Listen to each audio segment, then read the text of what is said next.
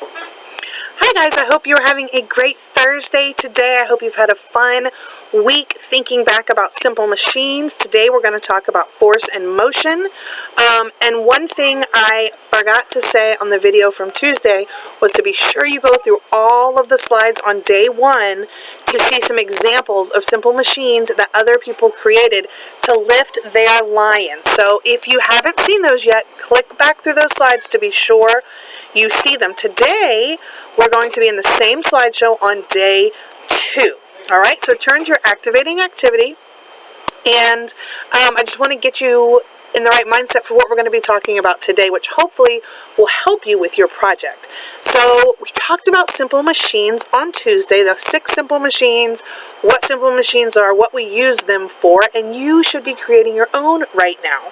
So we also gave you a challenge of lifting the lion on Tuesday, and we're excited to see what you're coming up with for that. So today we're just going to review force and motion a little bit, because again, it's been a while since we've thought about that or talked about that, and this might help you as you design your simple machine for your project. Okay, so click to the first mini lesson slide, and we want you to remember that a position or the motion of an object can be changed by using a force. So if a book is sitting on a table, we can use a force to move that book. Or if a swing is swinging, we can use a force to change the direction or change the motion of that swing. Now, if you remember, a force is a push or a pull of any kind, okay? So pushing a swing, pulling a wagon, pushing a door closed, or pulling a door open, those are all examples of forces. Now, the amount that the motion or direction of an object changes depends on the strength of the force, how strong the push or pull is. A stronger push or pull is going to have a stronger effect. You're going to change that object more, whereas a softer or weaker push or pull is going to have less of an effect on an object.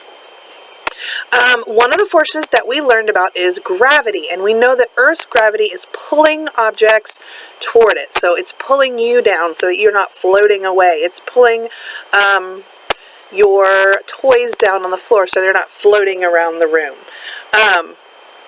Now, objects that are near the earth, they fall to the ground unless something stops them. So if I drop a ball, it's going to fall to the ground unless somebody catches it or it hits a chair or hits something before it gets to the ground. On the next slide, you see a little stack of books, and even if an object is not moving, like those books sitting on the table, the force of gravity is still pulling it down. The reason it's not going to the floor is because that table is stopping it. Okay, on the next slide, you're going to see balanced forces. We talked about this a long time ago with all of this other stuff. Balanced forces are 2 forces that are acting in opposite directions on an object. Whenever an object is being affected by balanced forces, the object stays still or continues moving at the same speed in the same direction that it is moving. So you can see on that seesaw, 2 people who weigh about the same are standing on it. That is a balanced force. If one of them was heavier or lighter, it would become unbalanced. We're going to talk about that in a minute. Also, if you and your friend are playing tug of war and you're pulling the same strength and the same speed, you're going to just be pulling like this and not moving because the force is balanced, okay? If that becomes unbalanced, that's when we have somebody winning tug of war and somebody losing. Okay, if you click to the next slide about unbalanced forces, this is a push or a pull that changes the motion or the direction of an object. If an object is at rest, meaning it's not moving, and an unbalanced force pushes or pulls it, the object will move. Unbalanced forces can also change the speed and direction of an object that is already in moving or already in motion. Okay, unbalanced forces change the movement, change the direction, change the speed of an object. Okay, so that was just a really quick review today of force and motion, gravity, unbalanced forces, balanced forces.